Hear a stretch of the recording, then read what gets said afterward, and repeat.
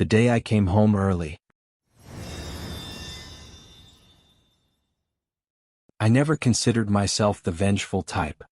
Growing up in the Midwest with traditional values, I was taught to turn the other cheek, to forgive and forget. My father always said, "Son, a man who seeks revenge should dig two graves, one for his enemy and one for himself." For most of my life I lived by those words. Until last year when I learned that sometimes, revenge isn't about digging graves. Sometimes it's about building something better from the ashes of betrayal. I'm a structural engineer for a major construction firm based in Chicago. My job regularly takes me to project sites across the country for weeks at a time.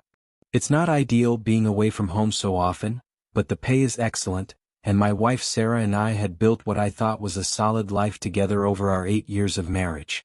Sarah was a high school English teacher with a passion for classic literature and a talent for understanding people. We met at a mutual friend's barbecue when I spilled beer on her copy of Jane Eyre. Instead of getting upset, she laughed and said, "Well, I guess Mr. Rochester's dramatic life just got more dramatic." I was smitten from that moment.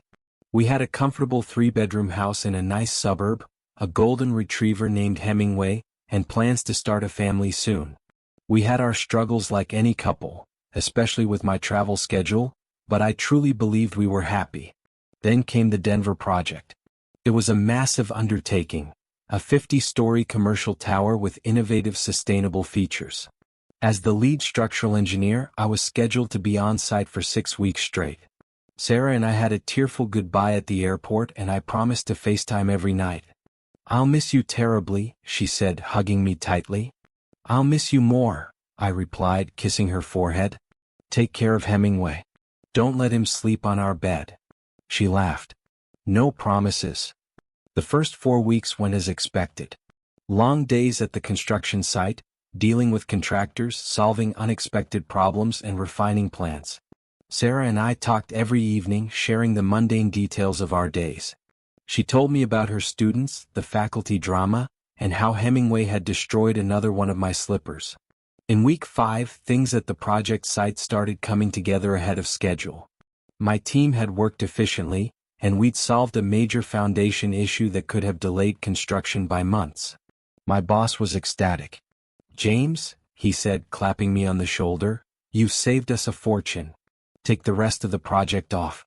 Go home early and surprise that beautiful wife of yours." It seemed like the perfect opportunity. Sarah's birthday was coming up that weekend, and I had already ordered her gift, a first edition of Pride and Prejudice that I'd been saving up for months. I could be home to give it to her in person. I booked a flight for the next morning without telling her. I imagined the look of surprise and joy on her face when I walked through the door 2 days early. Maybe we'd have a romantic dinner, open a bottle of wine we'd been saving. Life is full of ironies, isn't it? I was the one in for a surprise. I arrived home around 2 p.m. on a Thursday. Our neighborhood was quiet, most people at work or school. I noticed an unfamiliar black Audi parked a few houses down but didn't think much of it. I unlocked our front door as quietly as possible, planning to surprise Sarah when she came home from school around 4 p.m. Hemingway greeted me excitedly in the entryway, his tail wagging furiously as he jumped up on me. "Hey buddy," I whispered, petting him. "Where's mommy?" "Not home yet, huh?" That's when I heard it, a laugh coming from upstairs. Sarah's laugh. My heart skipped a beat. Was she homesick? I started toward the stairs, then froze when I heard a deeper voice respond, followed by more laughter. A man's voice. In my house. In the middle of a workday. I stood there, Hemingway still circling my legs excitedly, trying to process what this might mean. There could be innocent explanations, right? A repairman? A delivery? A meeting with a parent from school? But deep down I knew. I quietly set my bags down and moved to the stairs, each step feeling like I was walking through quicksand. Hemingway followed, oblivious to the tension coursing through my body. As I reached the top of the stairs, I could hear the voices more clearly coming from our bedroom. "You know he won't be back until Saturday, right?" Sarah's voice, playful and light in a way I hadn't heard in months. I know. But I should probably get going soon. Faculty meeting at 3:30. The man's voice was vaguely familiar. Just 5 more minutes, Sarah said, her voice taking on that sultry tone I thought was reserved only for me. I stood outside our bedroom door, which was slightly ajar. I could see reflections in the dresser mirror, movement on our bed, a man's arm, Sarah's bare shoulder.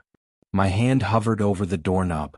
Part of me wanted to burst in, to confront them, to scream and yell and break things. But another part, a colder, more calculating part one didn't know existed within me, held me back. I took a silent step to the side, angling myself to see through the crack in the door. And there they were. Sarah, my wife of 8 years, wrapped in our bedsheets. And next to her, wearing my navy blue bathrobe, the one she'd given me for Christmas last year, was Mark Peterson, the vice principal at her school. Mark fucking Peterson. The man who had been to our house for dinner parties. Who had shaken my hand and complimented my grilling technique. Who had brought his wife Emily to our New Year's Eve party just 3 months ago. They were laughing about something, completely at ease, clearly comfortable in a routine they'd established God knows how long ago. I felt like I'd been punched in the gut. The air left my lungs and for a moment the world tilted on its axis. I gripped the wall to steady myself, careful not to make a sound. In that moment I made a decision that would change the course of my life. I didn't confront them. I didn't make a scene.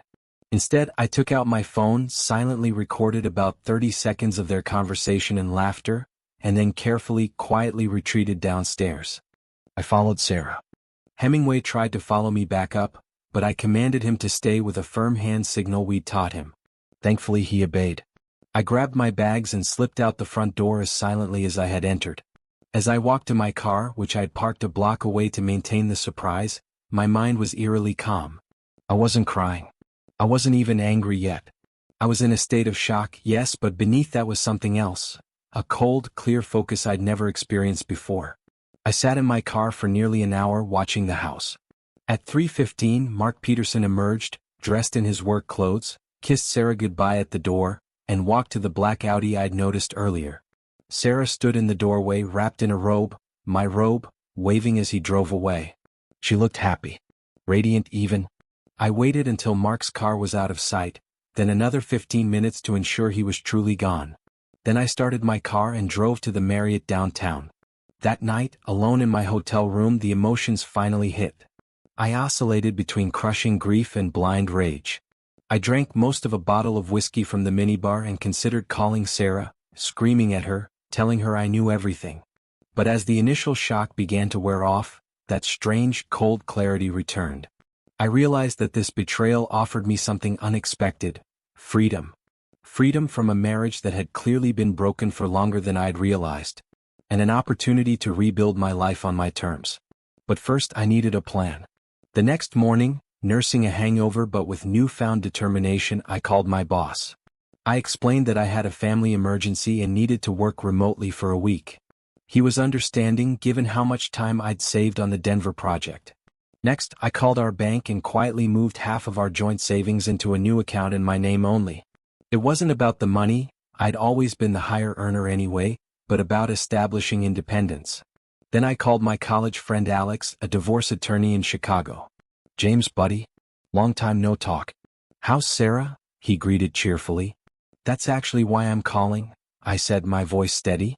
"I need a divorce attorney." There was a pause. "Shit, man. I'm sorry. What happened?" I came home early from Denver and found Sarah in bed with her vice principal. "Fuck." Alex's voice dropped. "Mark Peterson? The guy from your Christmas party photos?" "The very same.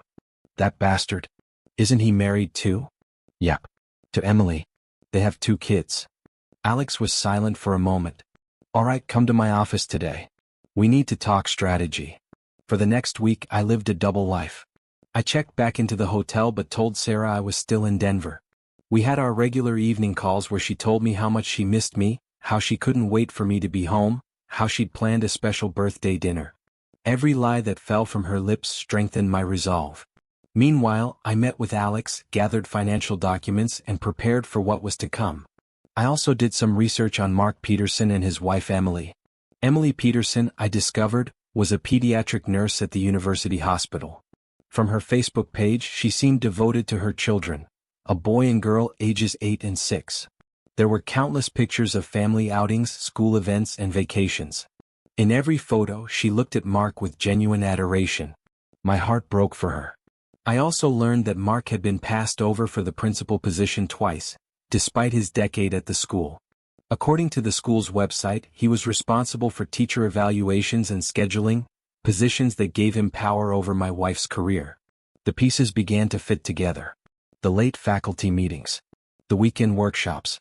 The school events that I couldn't attend because of my travel. How long had it been going on? Months? Years? Had she ever really loved me, or was I just the stable provider who paid the mortgage while she found excitement elsewhere? These questions tormented me, but I refused to let them derail my plan. On Friday, the day before I was officially supposed to return from Denver, I texted Sarah. Great news. Project wrapped up early. Coming home tomorrow morning instead of evening. Can't wait to see you. Love you. Her response came quickly. OMG, that's amazing. I'll make your favorite dinner. So excited to see you. Love you more. I wondered if Mark would be visiting one last time while she thought I was still away. The thought made me sick, but I forced it down. Soon none of this would matter. Saturday morning. My official homecoming. I arrived at our house at 11 a.m. with a bouquet of Sarah's favorite flowers, lilies, and a small wrapped package containing the first edition, Pride and Prejudice, I'd purchased months ago. No point in returning it, I'd find someone else who would appreciate it. Sarah threw open the door before I could even knock, her face lighting up with what appeared to be genuine joy. James, she exclaimed, throwing her arms around me. You're home. I hugged her back stiffly, the scent of her perfume, once intoxicating, now making me nauseous. Had she worn that perfume for him too? I missed you, I said, the lie bitter on my tongue. I missed you more, she replied, taking the flowers. These are beautiful. Come in, come in. Hemingway has been going crazy waiting for you. On cue, Hemingway bounded up, thrilled to see me for the second time that week. At least his love was genuine. I followed Sarah into the kitchen, where she had already started preparations for dinner. Our home looked exactly as it always had, clean, comfortable, filled with photos of our life together. How strange that the foundations could be so completely rotted while the surface remained unchanged. How was the flight? She asked, putting the flowers in a vase. Fine, I said, watching her move around the kitchen. Uneventful. And the project? You must have done amazing work to finish early. It went well, I said. Better than expected in some ways. Worse in others. She gave me a curious look but didn't press. Well, I'm just glad you're home. I have the whole day planned. Dinner won't be ready until later, but I thought we could open a bottle of wine, catch up. I nodded, forcing a smile. Actually, I have a surprise for you first. Her eyes lit up. A surprise? But it's not even my birthday until tomorrow. I know, I said, handing her the small package. But I couldn't wait. She took it eagerly, carefully unwrapping the paper. When she saw the book, her hands flew to her mouth. James? Is this a first edition? I nodded. It is. Happy early birthday. Tears filled her eyes. This must have cost a fortune. How did you even find it? I have my ways, I said, watching as she carefully opened the cover to examine the publishing details. It's amazing, she whispered, looking up at me with what appeared to be genuine love and gratitude. You're amazing. The moment hung between us, her beaming, me a hollow shell with a fake smile. In another life this would have been perfect. In another life, where she hadn't betrayed everything we'd built together. There's something else, I said, my voice steady.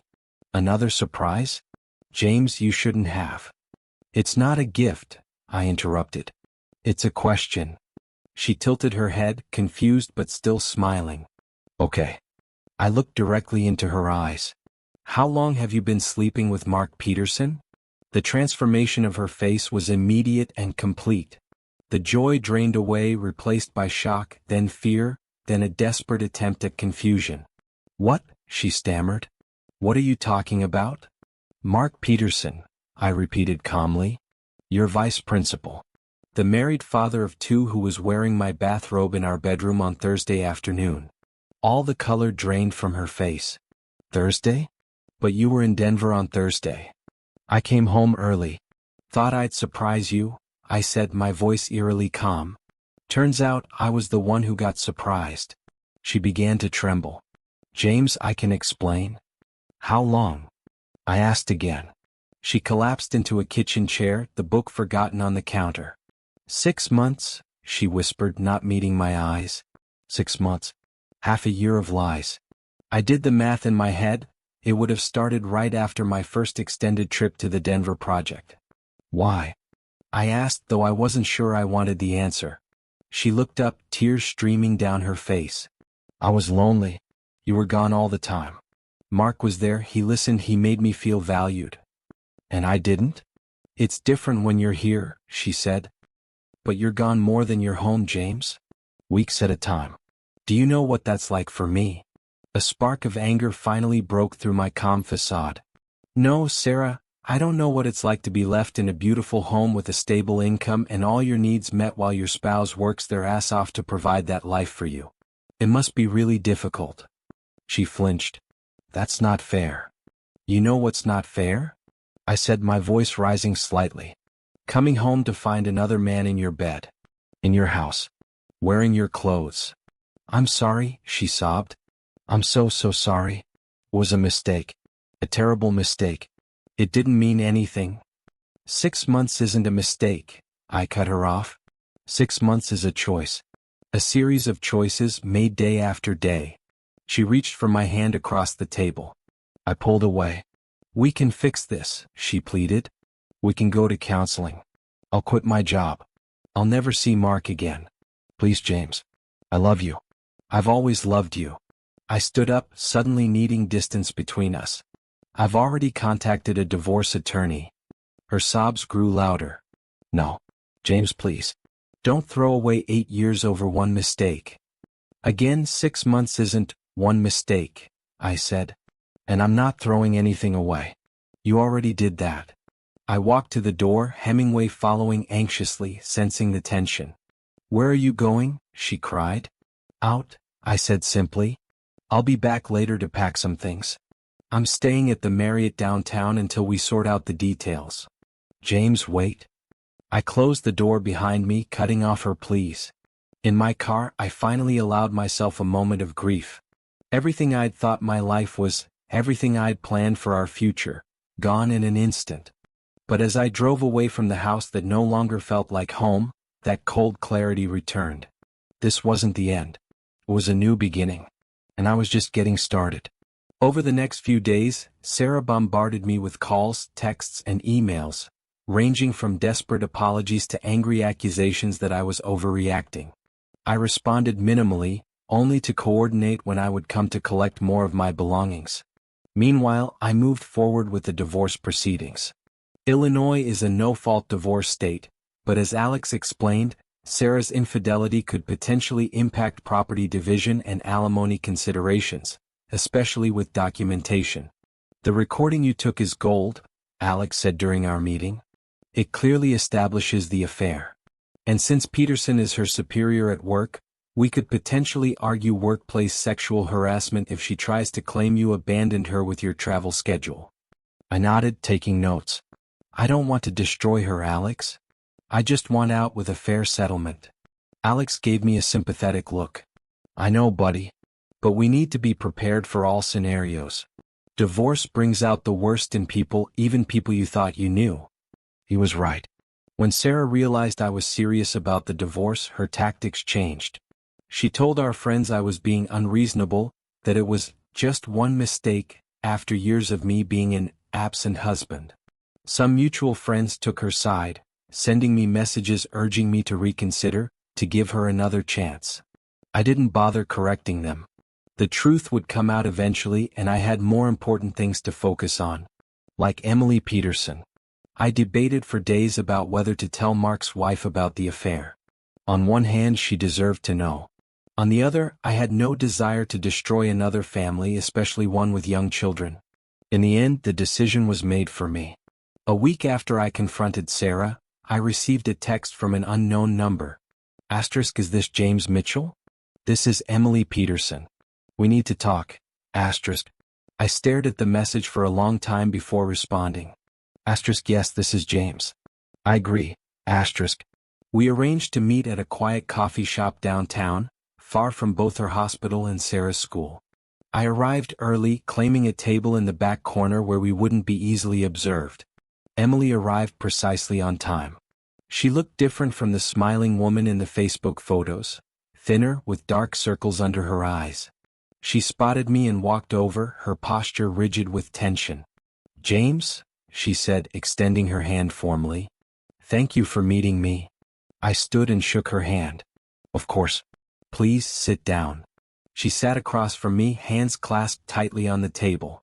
I'm going to be direct, she said. Are you having an affair with my husband? I blinked, taken aback. Excuse me?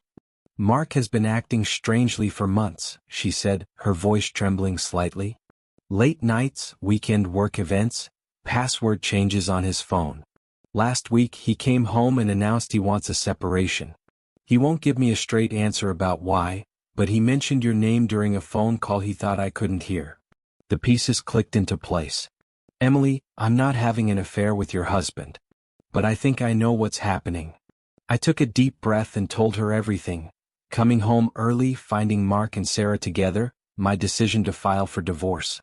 As I spoke, her expression shifted from suspicion to shock to grief.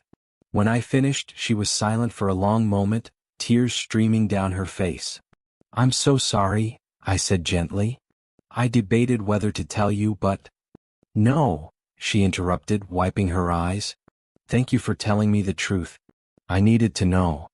She took a shuddering breath. It makes sense now. All of it. The late nights at school events.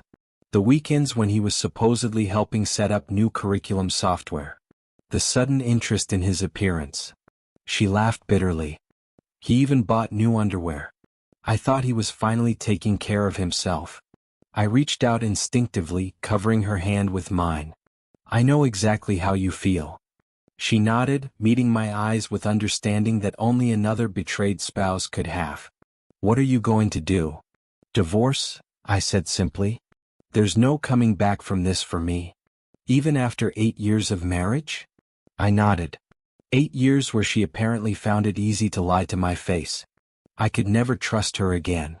Emily nodded slowly. And what about, professionally? Are you going to report them to the school board? I hesitated. I had considered it but had been focused primarily on my own situation. I haven't decided, I admitted. It's complicated because he's her superior. There are ethical implications beyond just the affair. There certainly are, Emily said, a new hardness in her voice. Mark has hiring and firing power. He conducts performance reviews. He can make or break careers. She looked at me intently. James, this isn't just an affair.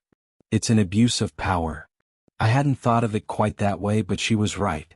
Whatever had happened between Sarah and Mark, the power dynamic made it fundamentally unequal, and potentially a violation of school district policies.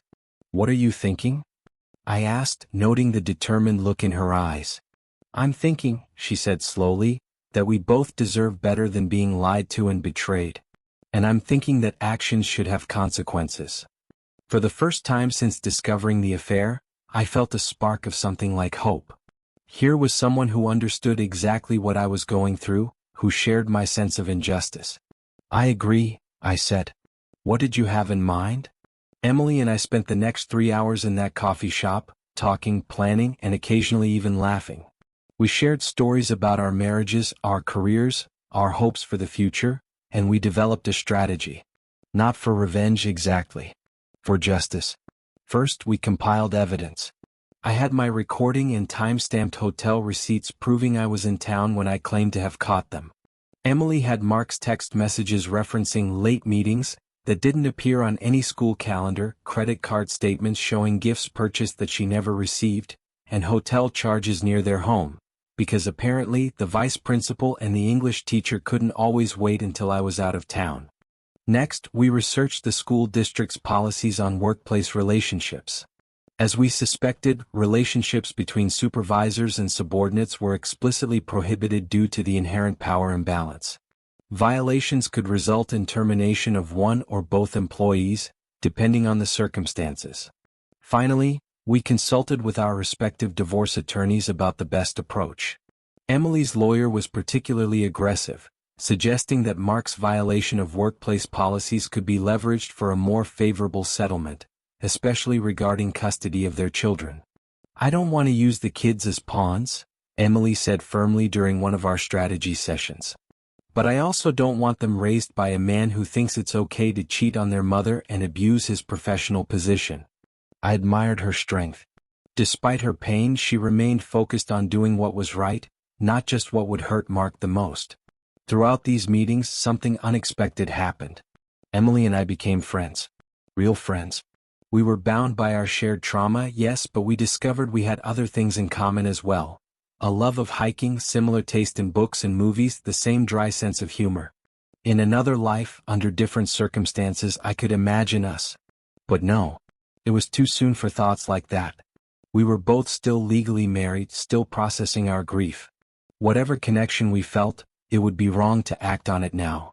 Still, her friendship was a lifeline during the darkest period of my life, and I hoped mine was the same for her. 2 weeks after our first meeting, Emily and I were ready to act.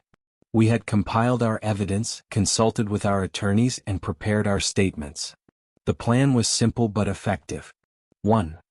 We would each file for divorce, citing irreconcilable differences but documenting the infidelity for leverage in negotiations. 2. We would jointly submit a formal complaint to the school district's HR department and the school board, complete with timeline and evidence of the inappropriate relationship. 3. We would request a meeting with the superintendent to discuss our concerns about the abuse of power. The night before we planned to submit the HR complaint, Emily called me, her voice tight with emotion. "Mark just told me he's in love with Sarah," she said. "He wants to move in with her as soon as possible. He says they're soulmates who found each other at the wrong time." My stomach churned. Sarah told me something similar yesterday. Apparently, they've been fighting their feelings for years but finally realized they were meant to be together. Emily laughed bitterly. "Funny how they only realized this after getting caught." "Exactly," I said. "Did Mark mention anything about work?" "Yes, actually. He said Sarah's going to apply for a transfer to another school so they can be open about their relationship. He seems to think this solves the ethical problem." I shook my head, though she couldn't see it. "Too little, too late." "That's what I thought," Emily said, her voice hardening. "Are we still on for tomorrow?" "Absolutely," I confirmed. 9 a.m. at the district office. "Good," she said. "I'll see you there." The meeting with the school district's HR director and the superintendent went exactly as we had anticipated. They were appropriately shocked and concerned by our evidence, asking clarifying questions and taking copious notes. "This is a serious violation of our policies," the superintendent, Dr. Ramirez, said gravely. "The power dynamic between a vice principal and a teacher creates an inherently coercive environment, regardless of who initiated the relationship. We understand that, which is why we felt obligated to report it," Emily said, her voice steady despite the difficulty of the situation. "This isn't about revenge. It's about accountability." Dr. Ramirez nodded. "We appreciate your professionalism in bringing this to our attention. We'll need to conduct our own investigation, of course, but given the evidence you've provided, we'll be placing both Mr. Peterson and Mrs. Mitchell on administrative leave effective immediately, pending the results." "What happens next?" I asked. "That will depend on our findings," the HR director explained. "But violations of this nature typically result in termination for the supervisor, at minimum. Both parties could potentially lose their positions, depending on the full circumstances." We thanked them for their time and left, both emotionally drained but also relieved. The truth was out. The wheels of justice were turning. As we walked to the parking lot, Emily touched my arm. "Are you okay?" I considered the question seriously. "Not yet," I admitted. "But I think I will be." "You?" She nodded. "Same. It's strange, I expected to feel triumphant or vindicated. Instead, I just feel tired." "I know exactly what you mean," I said. "But we did the right thing. Not just for ourselves but for the school, the students, the other teachers who could have been put in the same position. We did, she agreed. No matter what happens next, we can hold on to that. What happened next was a whirlwind. The school district moved quickly with their investigation, interviewing other staff members and reviewing communication records. Within a week, both Mark and Sarah were called to separate meetings with HR and the superintendent. According to Emily, who heard it from a nurse whose daughter worked in the district office, Mark tried to downplay the relationship at first, claiming it had only been going on for a few weeks and had developed, organically, with no abuse of power. That story fell apart when confronted with our evidence, and when 3 other female teachers came forward with stories of Mark making inappropriate comments or suggestions during their evaluations. Sarah, apparently, broke down completely and admitted everything, including that the relationship had begun when Mark hinted her contract renewal might be smoother if she was a team player, and accepted his invitation to discuss her career over drinks. The results were swift and decisive. Mark was terminated for abuse of power and sexual harassment. Sarah was allowed to resign rather than be fired, but with the clear understanding that she would not receive a recommendation for future teaching positions within the district. When the news broke, it spread through our social circles like wildfire. Friends who had taken Sarah's side called to apologize. Others who hadn't known what to say reached out with support. My inbox filled with messages of sympathy and encouragement. Most surprisingly, I received a call from Mark's predecessor, the former principal who had retired 2 years earlier. I always had concerns about Peterson, he told me gruffly. There were rumors but nothing concrete enough to act on. I should have looked harder. I'm sorry you and that nurse had to pay the price for my failure. You couldn't have known, I said, though I appreciated his call. Maybe not, he conceded. But I'm glad the truth came out now before he could do more damage. And I've recommended to the board that they promote Elena Vasquez to the VP position. She's ethical to her core, this won't happen on her watch. As for the divorces, they proceeded remarkably smoothly given the circumstances. With the evidence of the affair and the professional misconduct, neither Mark nor Sarah was in a position to make unreasonable demands. Emily secured primary custody of the children with generous child support, and I retained most of our major assets, including our investment portfolio and my 401k. Sarah moved in with her sister temporarily after losing both her job and our house. Last I heard, she was applying for teaching positions in neighboring districts, though her lack of references from her previous job made the search difficult. Mark faced even bleaker prospects. The documentation of his misconduct made finding another position in education nearly impossible. According to Emily, he was working as a manager at his brother's car dealership, making less than half his previous salary. Their great love affair? It crumbled under the weight of real-world consequences within months. Apparently, unemployment, public humiliation, and financial strain weren't conducive to romance. Mark moved to an apartment across town alone. As for me, the past year has been a journey of rebuilding. I took a promotion at work that allowed me to travel less and be based permanently in Chicago. I bought a modern condo downtown with floor-to-ceiling windows and a view of the lake, as different from the suburban house I'd shared with Sarah as possible. I adopted a pit bull mix named Fitzgerald from the shelter. Hemingway stayed with Sarah. I couldn't bear to separate them. I reconnected with old friends, took up rock climbing, and started volunteering with a program that teaches engineering concepts to underprivileged high school students. Slowly, the pain receded, replaced by a sense of possibility I hadn't felt in years. And Emily? We continued our friendship, carefully and respectfully. We met for coffee every few weeks, texted about our respective divorce proceedings, and occasionally attended the same group outings with mutual friends we'd made through our ordeal. 6 months after our divorces were finalized, I finally worked up the courage to ask her to dinner. A real dinner, not just friends meeting for coffee. Like a date? She asked, her eyes widening slightly. Exactly like a date, I confirmed, my heart pounding. But only if you're ready. I understand if it's too soon.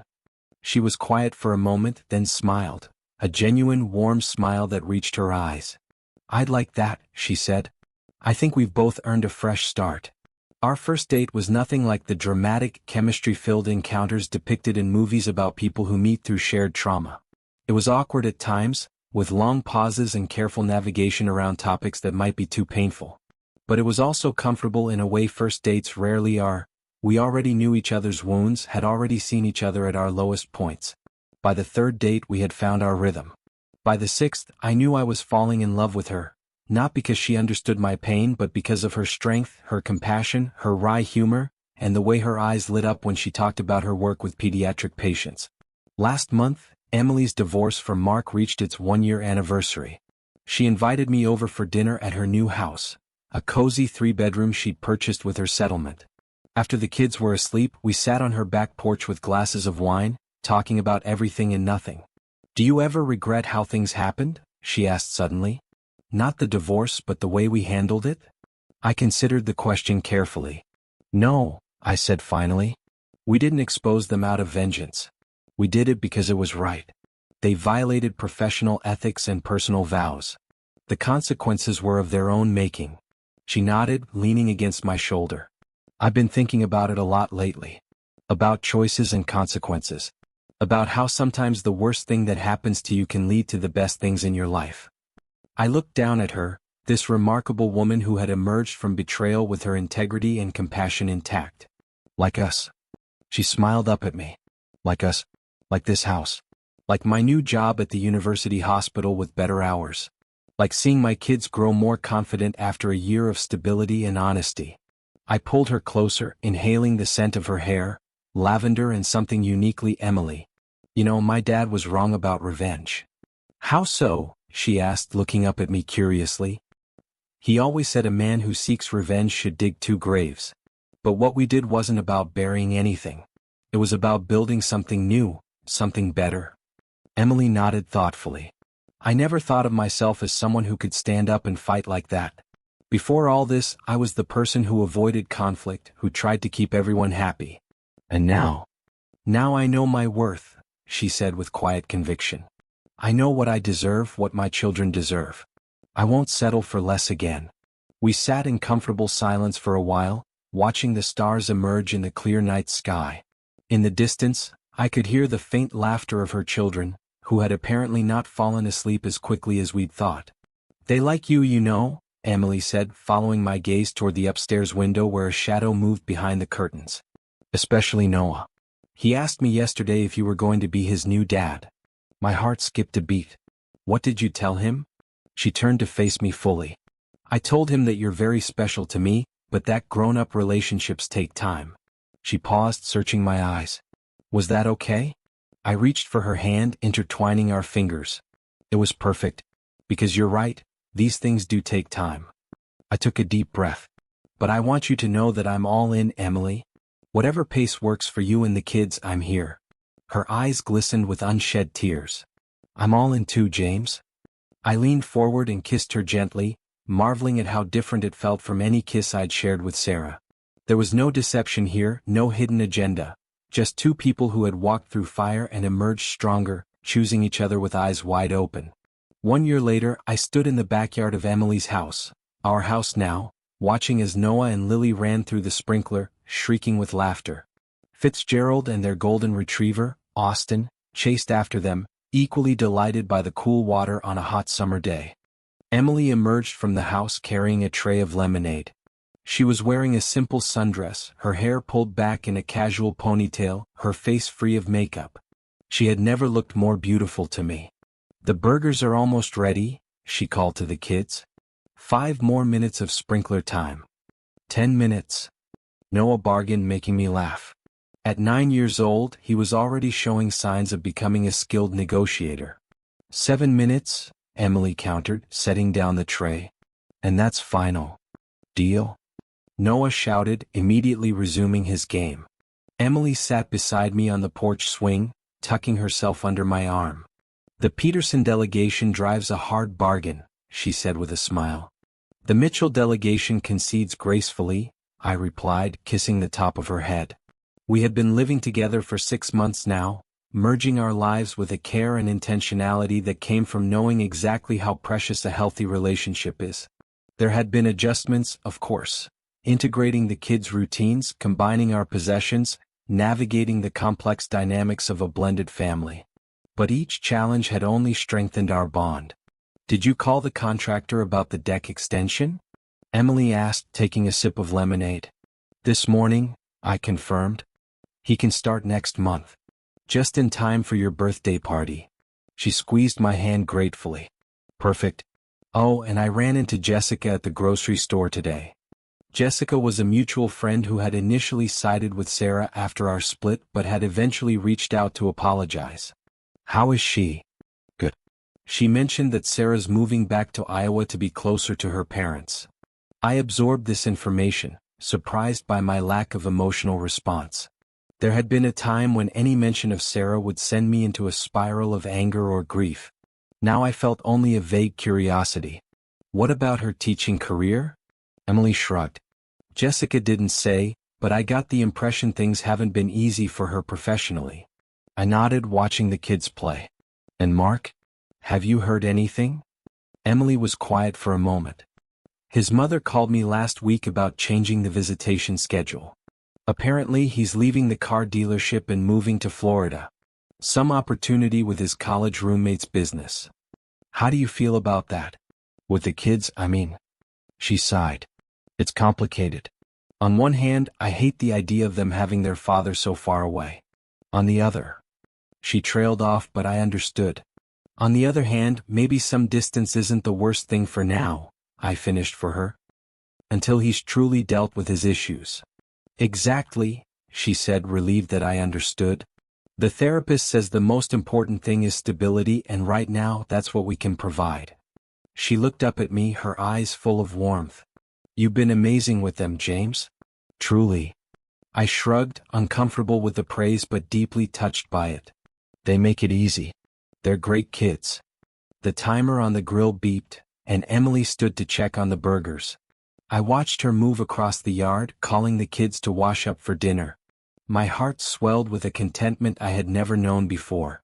Later that evening, after the kids were in bed, Emily and I sat on the porch again, this time with glasses of wine instead of lemonade. I've been thinking, I said, feeling suddenly nervous. About what Noah asked you last year, about whether I was going to be his new dad. Emily set down her wine glass, giving me her full attention. Yes. I took her hand, running my thumb over the promise ring I had given her on our 6-month anniversary. I'd like to make that official if you'll have me. Her eyes widened. James, are you? I reached into my pocket and pulled out a small velvet box. I had planned to do this next weekend at the lake house, with music and candles and a much more eloquent speech. I laughed self-consciously. But sitting here watching you with the kids today, I just couldn't wait any longer. I opened the box, revealing a platinum ring with a cushion-cut diamond flanked by smaller sapphires, Emily's favorite stone. Emily Peterson, will you marry me? Tears spilled down her cheeks as she nodded. Yes, she whispered. 1,000 times yes. As I slipped the ring onto her finger, my mind flashed briefly to that terrible day when I had walked in on Sarah and Mark. The pain of that moment had seemed insurmountable then, the betrayal too great to ever recover from. I couldn't have imagined that just 2 years later I would be grateful for it, grateful for the path it forced me onto, for the strength it revealed in me, for leading me to Emily and her children. Perhaps my father was partially right after all. The man who had sought revenge, or justice as Emily and I preferred to call it, had indeed dug a grave. But it wasn't for himself or even for his enemies. It was for his old life, his false happiness, his blind trust. And from that grave had grown something authentic and precious. A love built on honesty, respect, and shared values.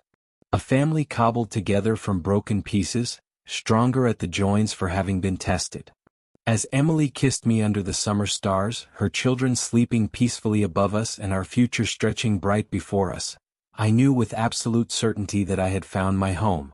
Not in a building or a location, but in the arms of a woman who had walked through fire alongside me and emerged like me, not just intact but transformed.